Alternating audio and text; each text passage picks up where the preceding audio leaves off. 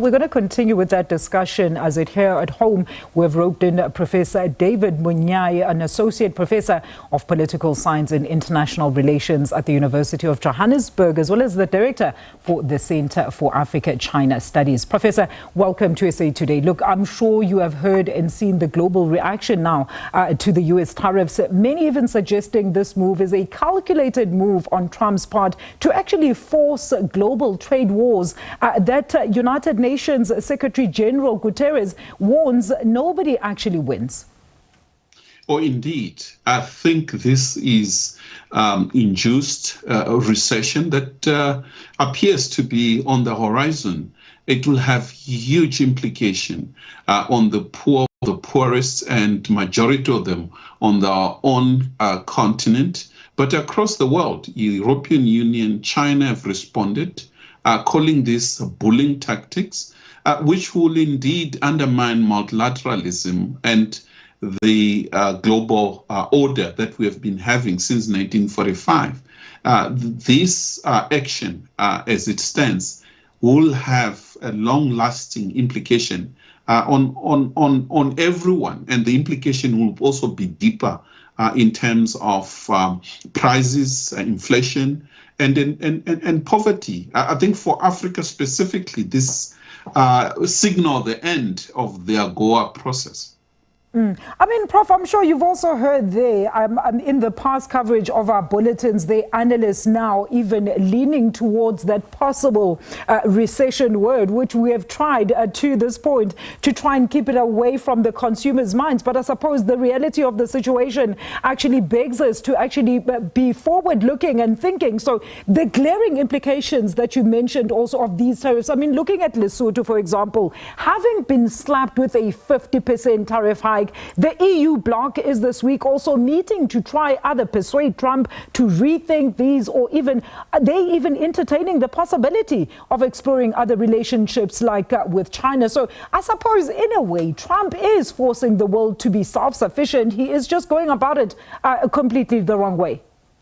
Oh, indeed. And this will create a world, United States against the world. I think you're going to have, as China has signaled quite clearly that it is continuing to open up, and the European Union saying more or less the same, even though EU and China might not agree. But when it comes to these tariffs, they seem to have their views converging. And therefore, I think we're going to have a continuity of zones of free trade and multilateral system, and the United States that is increasingly isolating itself. And Africa, as it stands, it appears to be in shock, and you can see different countries with different responses. South Africa saying it's not going to retaliate. Zimbabwe has dropped all tariffs on U.S. goods. In a way, you're trying to reach out to Washington.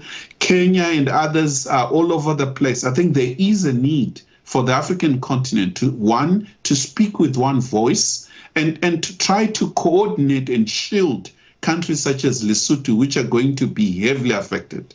Absolutely, Professor. You heard our president there, Cyril Ramaphosa, earlier saying that we will not act out of spite or out of emotion. But a lot of these other countries, global partners, are actually reacting harshly. Let's look at who suffers the most then, Professor. The United States, at the end of the day. India there is already projecting that its exports could be cut down to 50%. And this is just one of their major trade partners. So what happens if actually all these countries then impose, go ahead with those retaliatory tariffs?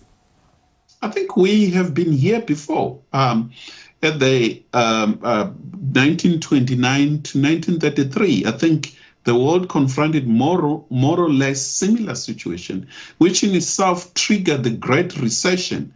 And therefore, if the world does not unite and try to avoid a Great Recession, we are in for a big trouble where poverty, wars, and hot wars, as was the case in the past. And therefore, there is a need to find ways to reach out to the United States, particularly by EU and China itself, and using different tactics of ensuring that it makes sense. But at the end of the day, it also remains a case for Americans themselves to stand to Trump.